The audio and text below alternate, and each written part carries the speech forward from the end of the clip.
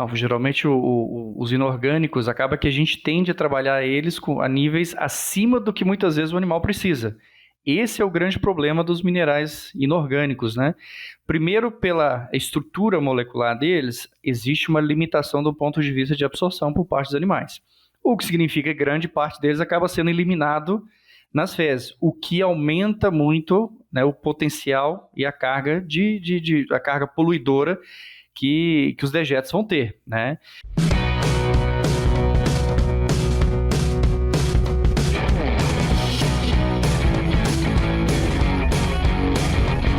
Olá a todos, estamos no SuinoCast, aquele podcast que traz um monte de informação super relevante, super importante para a suinocultura, mas de uma forma leve, de uma forma interessante e talvez até divertida. Hoje nós estamos aqui com 2 convidados. O pessoal do SuinoCast está querendo tirar meu sangue aqui para eu conseguir me virar com 2 convidados. Já me atrapalho com um, imagina com 2. Mas eu vou dar um jeito, hein? A gente vai ter um papo muito interessante com o professor Bruno Silva e com a doutora Débora Riolon. O professor Bruno, ele trabalha lá na UFMG, em Minas Gerais, nos cursos de zootecnia e agronomia, principalmente com os temas de nutrição e produção de suínos e adaptação ambiental. Já a doutora Débora, ela é gerente de serviços técnicos da Novus. Ela é médica veterinária e tem doutorado também em nutrição de suínos. E para quem ainda não me conhece, eu sou a Letícia, professora aqui na USP de Pirassununga. Trabalho principalmente com biosseguridade. E o tema de hoje é super interessante. Nós vamos conversar sobre o impacto dos minerais orgânicos no desempenho reprodutivo na suinocultura. E melhor do que ninguém para falar sobre esse assunto é o professor Bruno e a doutora Débora. Então vamos aprender com eles sobre esse assunto. E aí, Bruno e aí, Débora, tudo bom com vocês? Tudo jóia, Letícia, tudo jóia. Um prazer estar aqui com você hoje, prazer estar, né, podendo conversar um pouquinho sobre esse tema tão interessante. Letícia, boa tarde. Obrigada pelo espaço, obrigada pelo convite. Também muito bom estar aqui com vocês hoje para aprender muito mais do que para ensinar alguma coisa, né? Mas para a gente discutir e trazer aí algumas novas informações como você disse, com muita leveza e muito bom humor, de um assunto tão importante. Legal, então vamos lá, né? Eu acho que para a gente contextualizar quem são esses minerais orgânicos, da onde eles vêm, para onde eles vão, acho que eu vou pedir para o professor Bruno dar uma explicaçãozinha para a gente aí do básico de nutrição. Isso vai ajudar aquele pessoal que está ainda na graduação, o pessoal que ainda está aprendendo sobre o assunto. Me ajuda aí, Bruno, o que você pode me explicar sobre isso? Vamos lá, Letícia. Então, assim, de forma bem básica, né?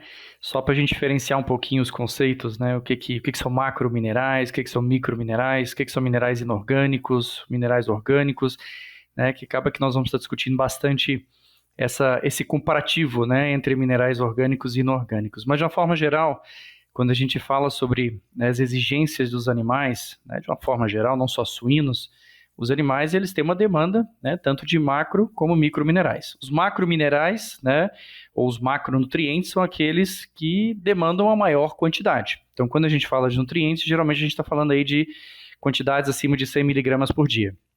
Enquanto que os micro, né, a gente está, obviamente, se relacionando com aqueles que o animal necessita em menor quantidade. Então, geralmente, né, menos do que 100 miligramas por dia ali.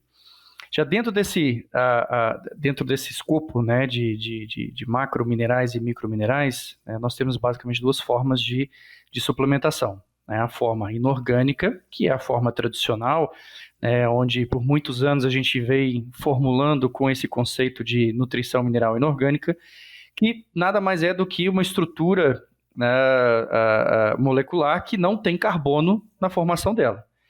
Enquanto que os orgânicos são aqueles que, de fato, são os minerais ligados a componentes que apresentam, né, uma estrutura de carbono, que é o que a gente vai estar discutindo aqui, né, no caso dos minerais orgânicos, né, quelatados, né, os minerais orgânicos que estão ligados ou associados com peptídeos ou com aminoácidos, né, de uma forma geral, que a gente vai entender depois, facilita o processo de absorção deles. Nossa, super interessante, né? Porque assim, é um universo de informações que a gente precisa conhecer para fazer uma boa nutrição para o suíno, mas tem pequenos detalhes que a gente precisa estar bem afiado para poder talvez trazer uma diferença ali no desempenho desses animais. Novos, líder em soluções de nutrição inteligente para a suinocultura. A Novos traz 2 soluções de destaque.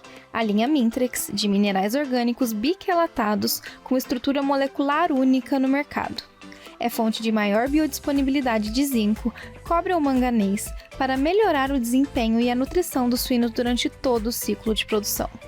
Também, o aditivo enzimático Cibenza, fonte de enzima protease que aumenta a digestibilidade das proteínas e degrada os inibidores de tripsina, favorecendo o sistema imunológico resposta e a integridade intestinal. Para mais informações, visite o site da Novos, www.novosint.com.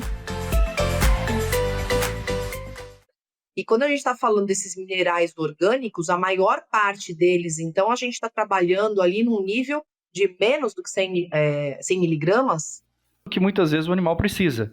Esse é o grande problema dos minerais inorgânicos, né? Primeiro, pela estrutura molecular deles, existe uma limitação do ponto de vista de absorção por parte dos animais.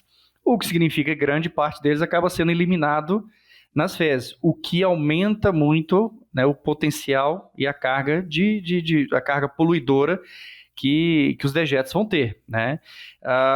Algo que, por exemplo, na Europa hoje já é um grande tema de discussão e de preocupação, né? De forma que vem limitando muito o uso dos próprios minerais inorgânicos para justamente, né, não sobrecarregar o solo, né? Porque são muitos anos, séculos e séculos de produção animal, né, e basicamente os dejetos sempre foram utilizados, jogados de volta ao solo para fertilização, só que grande parte dos minerais inorgânicos acabam sendo jogados também, então acaba saturando o solo, né, e isso obviamente acaba comprometendo, aumentando muito, né, a probabilidade ou a possibilidade de haver uma contaminação. Então a ideia do mineral orgânico, ele vem como uma solução para justamente melhorar a eficiência de utilização dos minerais e reduzir também o impacto ambiental. Tá, então quando a gente pensa na suplementação, se a gente colocar em excesso, além de estar jogando dinheiro fora, tem o potencial poluidor. Mas e se a gente colocar menos, né? Se a gente causar uma deficiência nesses animais, que a gente vai ver nesses animais? Que impactos que a gente vai ter? Vamos lá, eu acho que é importante a gente entender que os minerais, né, eles desempenham um papel, ou seja, essencial para a sobrevivência do animal. Estão associados com respostas fisiológicas, estão associados com crescimento, estão associados com desenvolvimento estrutural, estão associados com a reprodução, né, ou seja, mantença da espécie, associados com a própria regulação do metabolismo, assim como também a imunidade, a resposta imunológica, a capacidade desse animal se defender. Então, ou seja, os minerais, eles desempenham um papel essencial para a sobrevivência do animal. Então, toda vez que nós tivermos uma deficiência, é claro que um desses componentes acaba sendo afetado, né, limitando a expressão do potencial genético do animal, né, aí já falando, né, de sistemas de produção que trabalham hoje com material genético, né, visando uma eficiência e um desenvolvimento superior, mas também, obviamente, colocando em risco a sobrevivência, né, não só o desempenho, mas a sobrevivência desse animal. Só gostaria de fazer um comentário, né, adicional ao que o Bruno colocou. Nós temos uma tendência, quando existe um ponto importante no meio disso, que é a biodisponibilidade desses minerais, né? Afinal, o que eu vou suplementar nesses animais, o que de fato eles vão aproveitar, o que de fato vai ser absorvido e ser utilizado por esses animais, né? Então, existe uma tendência, quando eu falo nossa, é do mercado mundial, disso, uma suplementação exagerada do inorgânico, para que eu consiga melhorar o aproveitamento desse mineral, mas o que de fato não acontece, né? Como o Bruno colocou, a gente acaba eliminando em quantidades ainda maiores, né? E aí que a gente poderia optar pelo mineral orgânico pensando nessa questão justamente da biodisponibilidade, né? Entender como esse mineral pode ser melhor absorvido em dado, né, ou suplementado em dosagens menores, e que ele possa, de fato, ter uma melhor biodisponibilidade, ser melhor aproveitado e que o animal possa utilizar para todas essas funções e que ele não tenha aí prejuízos na área produtiva, né? Nossa, você me falou isso agora, me deu um déjà vu aqui de uma aula, acho que de fisiologia que eu tive poucos anos atrás, né? Que eu nem estou formada há muito tempo, assim, mais ou menos uns 30 anos atrás. E eu lembro vagamente do professor estar me falando alguma coisa sobre ferro, né? Ele estava falando alguma coisa sobre hemoglobina, sangue e tal. Ele estava falando sobre absorção de ferro, férrico e ferro ferroso. E eu lembro de ele entrar em um monte de detalhe disso. Na época, você imagina, né? Tinha acho que 19 anos de idade, eu olhava para ele e falei, ferro férrico, ferroso, o que esse homem está falando, meu Deus? Então é disso que vocês estão falando, de a gente ter fontes diferentes desses minerais, né, o orgânico e o inorgânico, e aí um ser mais bem absorvido do que o outro, e a gente vai estar pagando pelo produto de qualquer jeito, né? E algum produto vai ser mais absorvido, o outro vai ser menos absorvido, então a gente joga dinheiro fora, impacto ambiental e resultado no animal, porque aí se ele não está absorvendo, também ele não vai fazer todas aquelas vias metabólicas que ele precisava. É por aí que vocês estão falando? Não, exato, e acho que ainda vale ressaltar o seguinte, né, existe uma interação muito complexa entre minerais, né, que significa que a interação ela pode ser positiva como ela pode ser negativa dependendo dos minerais. Então, um mineral pode afetar a absorção do outro, como pode favorecer a absorção do outro. Então, ou seja, quando a gente trabalha com fontes inorgânicas, que muitas vezes foi o que a Débora colocou, elas são fornecidas em quantidades muito acima daquilo que o animal precisa, não só eu tenho esse impacto ambiental, questão do custo, você já tem uma perda maior ali, mas também eu acabo impactando a absorção de outros minerais essenciais, pelo excesso de outro. Né? A gente pega um exemplo ali, o óxido de zinco, né, que é tão essencial que a gente usa hoje, é a nossa bala de prata na suinocultura, principalmente na creche, né? Só que níveis elevados na forma inorgânica impactam na absorção de cobre, impactam na absorção de ferro, que você comentou ali sobre a questão do ferro. E é importante a gente entender que o próprio cobre também está associado com a absorção do ferro e está associado diretamente com o metabolismo desse ferro. Então, olha como que é complexo o negócio, né?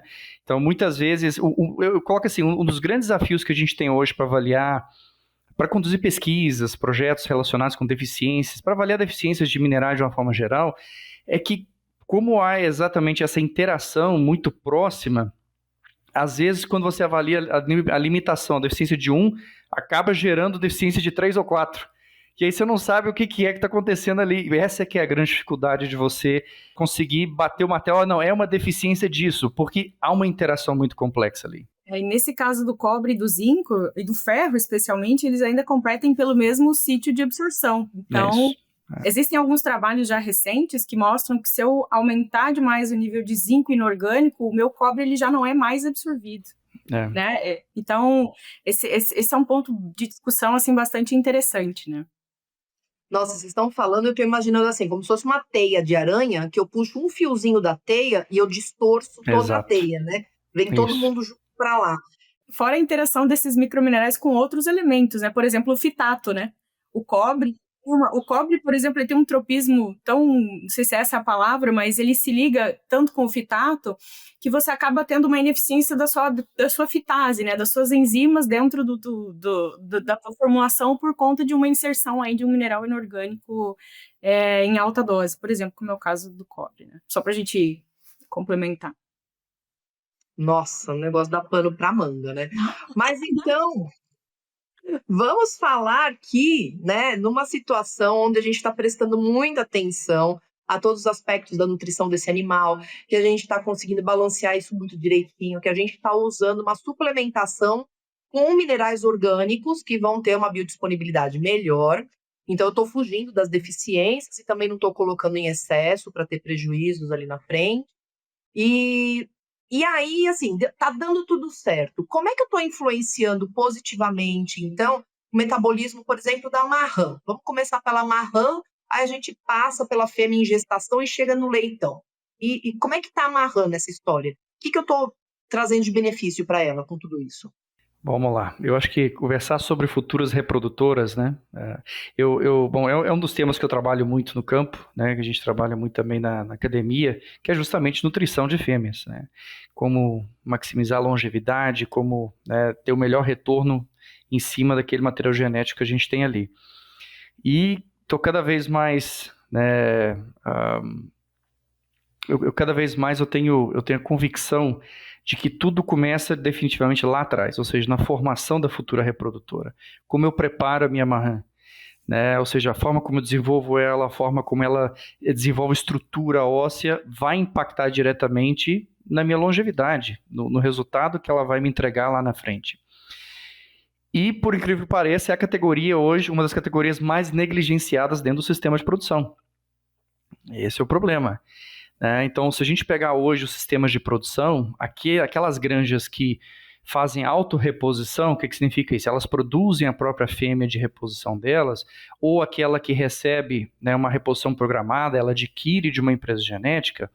A maioria das vezes, esses animais, quando são introduzidos nas granjas, seguem um padrão de alimentação de um animal de engorda. Só que a gente precisa entender que o foco de um animal de engorda é outro, é carne magra, é abate, né? Ou seja, eficiência, crescimento, velocidade de crescimento é carne. Enquanto que uma futura reprodutora marrã, o foco dela é reprodução. O problema é que quando a gente discute a nutrição de uma futura reprodutora e discute a nutrição de uma fêmea de engorda, por exemplo, né, o foco ele muda completamente do ponto de vista de formação por causa dos objetivos de produção. Então, por exemplo, só para você ter uma ideia, se eu quero maximizar a carne magra, eu vou trabalhar com uma relação de 1,7 e 1,8 de cálcio para fósforo disponível, digestível. Se eu quero maximizar a estrutura óssea, eu vou trabalhar com uma relação de 2,7. Então, são mundos completamente distintos. E se a gente analisa do ponto de vista genético, o que as empresas genéticas imprimiram, né, de potencial nos animais, hoje o foco todo é crescimento muscular, é eficiência. O que significa a prioridade de utilização de nutrientes não é estrutura óssea. A prioridade de utilização de nutrientes é crescimento magro. Então, por exemplo, hoje a gente sabe que os níveis de fósforos ou as exigências de fósforo são mais altas para animais em crescimento por causa do crescimento muscular. Então, dito isso, né, o que a gente precisa levar em consideração? Que na hora que a gente for desenvolver a futura reprodutora, eu preciso focar em manter um equilíbrio entre crescimento corporal geral, ou seja, deposição de carne, deposição de tecidos, e equilíbrio no desenvolvimento da estrutura óssea. Né? Porque a fêmea de engorda, com 160 dias, ela vai para o abate. A fêmea de reprodução, com 150 dias, ela é movida para o setor de reprodução e lá eu vou colocar peso em cima dela. Ou seja, ela vai ganhar peso gestacional, então eu preciso ter uma estrutura óssea que comporte esse acréscimo de peso, assim como uma estrutura de cascos que suporte toda a estrutura corporal dessa fêmea. Então, eu preciso ter um programa nutricional voltado para o desenvolvimento específico desse animal, que contemple esse desenvolvimento estrutural adequado. Só para vocês terem uma ideia, um dos grandes desafios ou um dos grandes problemas que vem surgindo com as genéticas atuais, principalmente quando a gente fala de animais de abate, é que à medida que a gente começa a subir o peso de abate, eu começo a ter problemas de fraturas ósseas, ou seja, muita fratura na linha de abate. E até mesmo carregamento nos caminhões, descarregamento. Por quê? Porque os animais, o foco de direcionamento de nutrientes não é a estrutura óssea. Então, eu tenho ossos que são mais frágeis, né? Que foram comprometidos em função do próprio metabolismo, né, prioritário do animal. Mas que também acabam sendo mais prejudicados ainda, ou vamos dizer assim, né, o impacto acaba sendo mais intensificado pela nutrição mineral que eu faço. Que é o que a gente vem conversando até agora. O fato de eu usar uma nutrição que não permite uma melhor eficiência de aproveitamento dos minerais para a estrutura de mineralização ou de formação óssea, né, acaba prejudicando mais ainda, né, essa capacidade, né, de rigidez óssea, né, de ter uma estrutura óssea equilibrada e balanceada. Então, as marrãs, elas têm, né, obviamente, uma importância fundamental dentro do sistema, porque são o futuro do meu sistema de produção e, portanto, eu preciso dar um foco, né, em cima dessa nutrição mineral, né, de qualidade. E aí que entram, obviamente, os conceitos de trabalhar uma nutrição mineral orgânica, dentro daquilo que a gente já conversou até agora, que tem melhor eficiência, melhor biodisponibilidade, né, e que vai atender esse animal ali, né, de forma mais, né, de forma mais precisa, né, principalmente direcionando ali, tá, para essa questão da estrutura óssea. E é claro que, quando a gente analisa aí minerais que têm um papel fundamental dentro de todo o metabolismo, a gente pode citar ali 3 microminerais essenciais: o zinco, o manganês e o cobre. Tá? Que tem papéis fundamentais, tá? Na regulação, tanto ou seja, do processo de formação de cartilagem em ossos, ou seja, na formação da matriz óssea, no processo de mineralização Eu dou o exemplo, por exemplo, do manganês. O manganês, tá? Ele é um cofator enzimático que está diretamente associado, por exemplo, com crescimento de osteoblastos. O que são os osteoblastos? São as células responsáveis pela formação óssea. Então, a deficiência do manganês ou a ineficiência na absorção dele impacta na minha resistência óssea, porque também vai regular, tá, a formação de cartilagem, a formação do colágeno, assim como também a absorção de cálcio e fósforo, aí dentro daquilo que a gente falou sobre, né, a interligação que existe com esses minerais. Então, ou seja, quando a gente fala da futura reprodutora, da marrã, precisamos ter um conceito de nutrição mineral completamente distinto. E se você me perguntar, a partir de quando que a gente tem que começar a focar nisso, eu falo, desde o nascimento dela. Desde o nascimento. Por isso, quando a gente fala de granjas multiplicadoras, o programa nutricional tem que ser diferente para uma granja multiplicadora comparado com uma granja comercial, porque o foco é outro, né? Tem trabalhos muito bacanas, tem um trabalho que foi desenvolvido pela equipe da Federal do Paraná alguns anos atrás, onde eles correlacionaram a nutrição da fase de creche, então, ou seja, uma nutrição juvenil, com a incidência de osteocondrose lá na reprodução das fêmeas. E quando eu analiso hoje as principais causas associadas com descarte prematuro de fêmeas, vocês vão ver. Ganho de peso, tudo bem, ganho de peso vai ser uns 5, 10%. O resto é estrutura óssea. Eu trabalho muito com empresas genéticas, com multiplicadoras, né? Com uma empresa genética grande, uma das maiores empresas genéticas do mundo, e o desafio que nós temos hoje é justamente isso, buscar esse equilíbrio entre desenvolvimento corporal e desenvolvimento da estrutura óssea, para que então, quando a fêmea chegue na granja, né, ou seja, a granja final, vamos dizer assim, ela consiga expressar a longevidade dela, que é o que a gente espera, o que a gente busca nesses animais de alta produtividade. Nossa, maravilhoso o que você falou, porque apesar de a gente ser de áreas diferentes, é o mesmo raciocínio que eu uso lá na biosseguridade. Que assim, você quer fazer uma casa sólida, você tem que fazer um bom alicerce. Então, se você começar lá na marrã para desenvolver uma boa reprodutora e depois você chegar no leitão que já veio, né, de uma fêmea reprodutora legal, você consegue dali para frente chegar num produto bem acabado. Agora, se você começar a falhar nesse alicerce, que é a fêmea e a fase inicial de vida desse leitão, o resto fica tudo destrambelhado. Aí o pessoal quer reclamar do animal lá, da creche, do crescimento, da terminação, e a gente fala, mas o problema está aqui. A gente tem que voltar lá na reprodução ou voltar lá na maternidade para resolver o problema. Esses animais que estão manifestando o problema já foi. A gente já perdeu esse trem. Agora a gente tem que ir para o próximo. Então, esse lote, a gente tira o melhor que der dele, mas a gente vai recuperar mesmo indo lá no próximo lote que está vindo, né? Nas fêmeas de reposição, no desenvolvimento dessas fêmeas e depois em tratar bem essas fêmeas, porque elas são a nossa fábrica, né? São elas que fabricam o produto, no fim das contas. E o pessoal negligencia muito as fêmeas, tanto as de reposição quanto as que estão lá já, né, no segundo, terceiro. Eu vou te falar um negócio, eu costumo usar uma expressão na maioria das minhas palestras, eu falo sempre, quando a gente discute nutrição de fêmeas, sobra poesia e falta tecnologia. Muito bom. Muito bom. Então o que acontece? A gente tem um monte de poetas no mercado. Bastante. Vários poetas. Mas na hora da gente traduzir isso para o dia a dia, para a granja, aí a gente fica só na poesia e falta tecnologia, sabe? Mas, Bruno, vou trazer um comentário agora que acho que é pertinente para o que a gente está conversando, né? Uma das causas principais de descarte, né, ou de claudicação, enfim, ou de lesões posteriores de aparelho locomotor em fêmea é a osteocondrose, né? E a osteocondrose, a gente tem uma série de trabalhos, eu já li uma série de trabalhos, é muito difícil você fazer um diagnóstico em vivo desses animais de osteocondrose. Só batendo. Exatamente.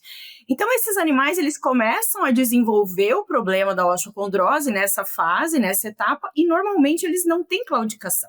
Então, eles não apresentam problema locomotor, problema de aprumos, muitas vezes. Então, para quem está trabalhando com isso como não é visível, que nem você falou, tem muita poesia e pouca, né? Como isso não é visível, isso não toca no coração. Então, mas é um ponto muito importante, né? Porque posteriormente essas fêmeas elas vão começar a apresentar lesões, elas vão começar a ser descartadas precocemente. Isso vai interferir na longevidade desses animais, né? E então, como fazer esse diagnóstico, né? O que a gente pode fazer e como esses minerais, como você citou, estão muito envolvidos, né? Hoje, por exemplo, a gente vem trabalhando com biomarcadores, né? Então, a gente já não trabalha mais com essa questão da claudicação em leitor, né? A gente está falando dessa parte, né, da reprodução, a gente já não trabalha mais com isso por conta justamente dessa relação ser muito difícil, né? A gente está trabalhando hoje já com outras tecnologias, com alguns biomarcadores, onde a gente consegue identificar esses problemas locomotores e consegue entender também como esses minerais orgânicos, diferente dos inorgânicos, agora nesse ponto, conseguem participar tanto da formação da estrutura óssea e de colágeno, quanto da regeneração. Então, se esse animal já está lesionado, a gente consegue demonstrar que existe um processo regenerativo também muito mais rápido, que faz com que ele permaneça nesse plantel e que traga também essa longevidade para essas fêmeas, que é o que a gente busca, né? É interessante você comentar isso, Débora. Eu recentemente eu ministrei uma palestra num congresso na Espanha, onde eu tive o prazer de assistir uma palestra em que a pesquisadora ela apresentou um trabalho relacionado com mortalidade de fêmeas, né? Que é um dos grandes desafios que nós temos na suinocultura hoje. Né? O padrão de mortalidade, né, os desafios que a gente tem com essas fêmeas de alta produtividade. E quando a gente analisa, né, todas as causas de mortalidade que foram apresentadas ali, obviamente a gente percebe que entre 20% a 30% são problemas associados com claudicação, são problemas associados com a estrutura óssea das fêmeas. Mas eu tenho também, obviamente, outros fatores associados com distúrbios metabólicos, fatores associados com impactos sobre funcionamento hepático, renal, enfim, sobre o sistema imunológico de uma forma geral desses animais, que acaba, obviamente, levando, né, a um quadro infeccioso e até a mortalidade dessas fêmeas. A gente sabe que uma parte dessas mortalidades ela é genética, né? Como já havia comentado. Em função do processo de melhoramento genético, os animais tendem a perder um pouco mais de robustez. Sabemos que tem algumas genéticas que são mais susceptíveis a desafios que outras, né? Mas, de uma forma geral, quando eu analisei todos os parâmetros, né, e todas as causas que foram apresentadas para as mortalidades, para mim ficou muito claro, tá, que praticamente todos os fatores associados com mortalidades são de origem nutricional, ou seja, deficiências nutricionais. E é justamente aquilo que a gente comentava sobre, né, sobrar poesia e faltar tecnologia. A gente sabe hoje que as fêmeas têm uma demanda nutricional muito elevada, elas são muito eficientes, elas têm um metabolismo ou passam por um estresse metabólico muito intenso. Então a gente precisa proteger esses animais. Então a gente sabe hoje que eu preciso trabalhar uma nutrição diferenciada para uma fêmea jovem, comparado com uma fêmea adulta, fêmea de primeiro, segundo, terceiro, quarto. Então significa que eu preciso trabalhar um conceito basicamente de nutrição de precisão. Eu preciso atender a exigência diária dessa fêmea em função dos diferentes fenômenos metabólicos.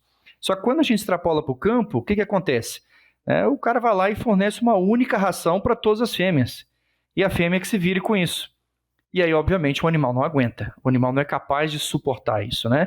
Se a gente pegar os padrões de produção de produtividade que nós temos hoje nós estamos mamando 39, 40 leitões fêmeando. Há 20 anos atrás, né, quando eu desmamava 26, 27, até funcionava essa estratégia única para todo mundo. Mas a fêmea já está me dizendo, olha, não consigo mais. Não dá para seguir produzindo, né, ou seja, dentro da demanda que eu tenho, demanda metabólica que eu tenho, né, com essa única estratégia. Né? E aí, dentro de tudo aquilo que a gente comentou, que a própria Débora comentou, né, o animal acaba se desgastando, o animal vai se desgastando, ciclo a ciclo. E a fêmea em reprodução, de forma mais crítica ainda, porque na realidade a fêmea ela passa por catabolismo, anabolismo. Catabolismo, a vida dela é isso. São ciclos catabólicos e anabólicos. E toda vez que eu tenho um ciclo catabólico, implica no quê? Num desgaste. Num desgaste fisiológico, num desgaste metabólico, num desgaste estrutural. Afinal, as fêmeas elas vão mobilizar tecido ósseo para produzir. Então eu preciso ser capaz de repor isso aí com eficiência, né? E aí que entra toda essa tecnologia de nutrição orgânica.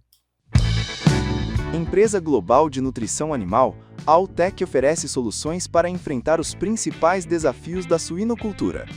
Junte-se a nós para maximizar a qualidade de casco das matrizes, a imunidade das leitegadas e a rentabilidade na terminação. Com a Altec, você não precisa escolher entre desempenho, bem-estar e sustentabilidade. É o que você está falando, assim, eu sempre comparo, né, o suíno com alguma coisa. Eu estou imaginando lá aquele carro de Fórmula 1, né, pensando na fêmea reprodutora, e a pessoa coloca um pneu ruim, coloca uma gasolina ruim, coloca um óleo ruim e quer que atinja altas velocidades. Não tem como, né? álcool. Se sair do lugar, ele vai parar no primeiro poste da esquina. Não, outro ponto importante, né, Bruno, que não se resolve isso aumentando o mineral inorgânico. Porque tem uma capacidade absortiva esses minerais. Então, não é para isso. Né? A gente precisa entender também que entre os próprios orgânicos existem diferenças de biodisponibilidade, mas que a gente precisa fazer uma escolha, e mais do que a dose, inclusive, né, aumentar simplesmente nessa nutrição de precisão, é a gente poder eleger algo que de fato seja absorvido, que vai atender essas necessidades dessas fêmeas, né? Eu comento sempre em sala de aula, né, eu falo assim, o grande galho, o grande problema do suíno é que ele tolera erros. Esse é o grande problema dele. A fêmea hoje não está tolerando mais, mas o suíno, de uma forma geral, ainda tolera. Então, o que acontece? Ele, mesmo com um desafio metabólico crônico, ele é capaz de seguir produzindo. Ele não morre igual um frango. Né? O frango, você errou a mão, se o galpão inteiro não morrer, você está no lucro. Então, assim, é diferente com o suíno. Então, enquanto o produtor não tiver essa consciência de que ele está perdendo, né, em termos de eficiência, em termos de capacidade de expressão do potencial genético, fazendo o mesmo, como ele vem fazendo há 15, 20 anos, não vai mudar, né? O negócio é que o animal, ele hoje já está dizendo, olha, já não consigo mais. O animal que a gente tem hoje não é o mesmo, né? Exato. Reflete nesse aumento de mortalidade. Eu acredito que tem muita relação com isso, né, Bruno? Assim, tem uma relação porque tudo acaba interferindo, né? Você acaba tendo uma interferência com relação ao papel imunológico, né? Como a Letícia também estava comentando. Então, existem vários pontos, né? Você comentou aí de um trabalho da Europa. Recentemente também vi um trabalho que foi feito com 125 mil fêmeas na Europa. Então, foi acompanhado aí 26 granjas de cada tratamento, né? Comparando minerais inorgânicos e fontes de orgânico, né? Fontes diferentes de mineral orgânico. E um dos dados, são dois dados que chamam muita atenção nesse comparativo, né? O primeiro deles é a longevidade. Então, o número de matrizes que chega até o terceiro parto é impressionante a diferença, tanto com relação aos inorgânicos, quanto entre os minerais orgânicos, né? Isso relacionando a qualidade absortiva, principalmente, né? E o outro dado, justamente a mortalidade. Então, é impressionante a diferença de mortalidade desses três grupos tratados de forma diferente com esses minerais, com fontes diferentes de mineral, né? E muitas vezes a gente empurra isso para debaixo do tapete, né? Vai levando isso, mas isso não é importante, isso não tem importância, né? E a gente isso acaba se refletindo no que a gente está vivendo hoje, na minha opinião, em várias questões. E outro ponto que se reflete é na reprodução, né? Que a gente vai entrar nesse aspecto também, mas a reprodução é uma atividade de luxo, né? Então, eu tinha um professor meu na faculdade que sempre dizia isso, é a última atividade do animal, ele vai crescer, ele vai ter outras atividades, e a última atividade é a reprodução, e com certeza se reflete no que a gente está vivendo aí nesses animais, né? E aí a gente pega esse gancho, né, pensando ali na fêmea, desde da formação daquela marrã, para chegar numa reprodutora de qualidade, tudo que ela precisa durante a gestação, e aí ela precisa, né, tá com o sistema imunológico dela funcionando muito bem, e depois o leitão que vai nascer também vai precisar, depois do desmame, ter uma resposta imunológica legal, mas durante o desmame ele vai precisar formar ali o alicerce dele também para poder ter uma resposta legal ali na frente. Eu acho que esses minerais vão entrar de novo nessa jogada, né, como vocês já disseram. Não, com certeza, né? Se a gente pegar ali dois minerais importantes ali, o zinco e o cobre, né? O zinco, ele atua, como eu falei, ele atua diretamente na formação de enzimas e proteínas, né? Está associado com a formação de anticorpos, né, e funcionamento dos linfócitos, né? E também está associado diretamente com o metabolismo da vitamina A, que é um antioxidante muito importante para o organismo, né? Se a gente pega o próprio cobre, né, ele está associado com a formação de enzimas antioxidantes. E se nós pegarmos esses animais hoje de alta produtividade, alta capacidade produtiva, são animais que passam por um estresse metabólico mais intenso. Principalmente as fêmeas. As fêmeas, a gente sabe que já a partir dos 50 dias de gestação, elas já se encontram em estresse oxidativo sistêmico. Então, há uma demanda aumentada por componentes antioxidantes, e obviamente a gente sabe que a resposta imune ela está diretamente atrelada à resposta antioxidante do animal.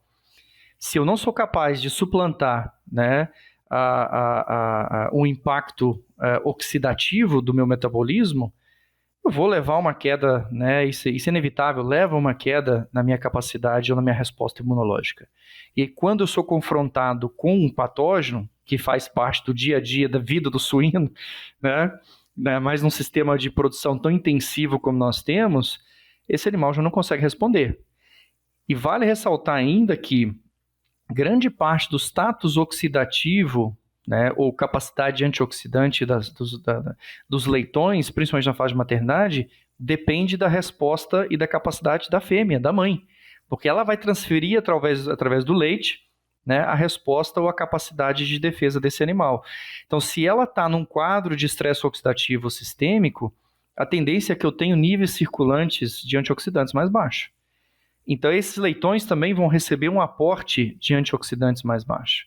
E quando eles são, então, confrontados com surtos, né, de desafios patogênicos, como E. coli, por exemplo, que é muito comum nas maternidades, a capacidade de defesa de resposta imunológica desse animal ela é limitada. Então, associado a isso também, além da resposta imune, a gente não pode deixar de esquecer de comentar, por exemplo, respostas ambientais, né? Então, o estresse por calor, que é algo que faz parte do nosso dia a dia, do nosso sistema de produção, e que hoje, cada vez mais, é um fator de desafio para a suinocultura global, inclusive no hemisfério norte. O que acontece? Um dos danos, né, causados pelo estresse por calor é o quadro de hipóxia da membrana basolateral, que leva um dano oxidativo e leva, obviamente, um impacto, uma ruptura das ligações justapostas entre os enterócitos, levando a uma permeabilidade superior, uma hiperpermeabilidade intestinal, abrindo caminho para que bactérias patogênicas, endotoxinas, micotoxinas sejam absorvidas. Então, o que acontece? Minerais que têm um papel fundamental na prevenção dessa resposta oxidativa ajudam a reduzir esse dano. Então, o zinco e o cobre têm papéis fundamentais na prevenção e na saúde intestinal, né, frente a uma condição de estresse por calor, mas também frente à presença de um patógeno, né, ou seja, de um desafio imunológico que acaba impactando na integridade e na saúde intestinal. É uma coisa que o pessoal não se dá conta, é o quão difícil é para um animal fazer uma resposta imunológica eficaz. Porque, apesar de ser uma coisa intrínseca desse hospedeiro, a gente tem que considerar que tem um gasto energético muito grande e que vai usar muita proteína para fazer resposta imunológica. E aí, se esse animal já tiver com todo o metabolismo dele desandado, como é que ele ainda vai conseguir fazer uma resposta imunológica de qualidade? Então, ele está já mais susceptível e após a invasão, ele ainda consegue lutar com uma menor qualidade. Se a gente vai diminuindo os fatores de risco, a gente vai facilitando a vida para esse bicho, né? E aí, acho que eu preciso até rever algumas aulas minhas quando eu falo de sanidade, porque eu falo lá, né? Nutrição adequada, hidratação adequada. Eu acho que eu vou dar uma detalhada naqueles slides ali, porque, né, acho que vale a pena a gente dar... Imunonutrição, né, ou seja, a modulação imunológica, né, via nutrição hoje é crucial na suinocultura. Eu vou mais além, e como a nutrição das fêmeas influencia nos leitões, né, que é o que o Bruno está colocando. Como a nutrição dessas mães, dessas marrãs e dessas fêmeas pode interferir nesses animais posteriormente também, né? Isso é bastante importante.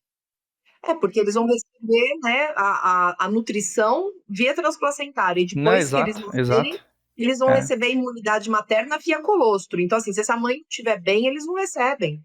Não, e tem trabalhos recentes mostrando a influência desses minerais orgânicos em cima da expressão gênica para crescimento muscular. Né? Por exemplo, se pegar o zinco ele atua diretamente no processo de acetilação de estonas, que é crucial para a programação fetal. Então, se eu tenho uma melhor disponibilidade ou biodisponibilidade de absorção de zinco, né, é uma resposta epigenética. Ou seja, é a alteração da expressão gênica através da nutrição. Eu vou estar modulando a expressão gênica, então eu consigo potencializar, principalmente no processo ou no momento de formação das fibras, né, musculares, principalmente secundárias, né, que são as que depois vão determinar a quantidade de carne que esse animal vai produzir lá na frente. Então, tem trabalhos mostrando o quanto o zinco ele atua, ele é crucial nessa programação fetal. Aí é tecnologia. Isso, aí é a tecnologia.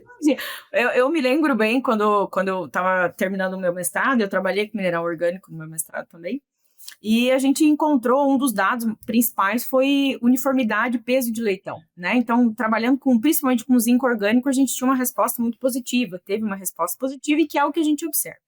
E procurando na literatura, mas o que me responde isso, né? Por que o zinco está tão presente, né? Então, assim, e a gente acaba...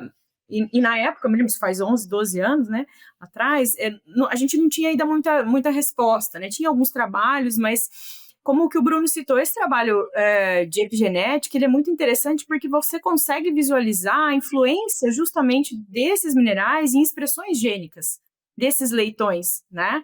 Tanto com relação à influência dessa quantidade de zinco ou da forma que esse zinco chega intrauterinamente, no tamanho de fibra, a quantidade de fibra, né, que é o que vai determinar o peso desses animais, a uniformidade desses animais, que é o que a gente busca tanto hoje em dia, né? A gente tem leitegadas cada vez maiores, né?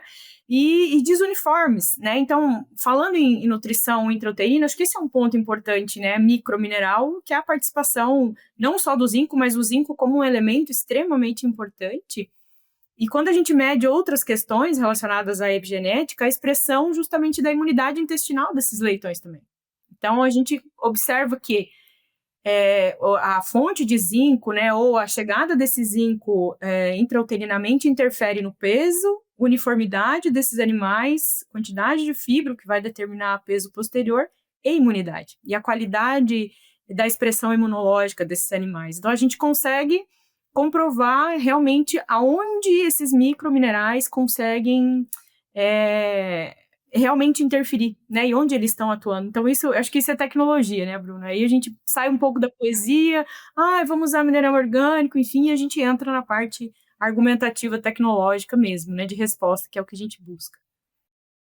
Nossa, fenomenal. Quantidade de informação que vocês passaram para a gente.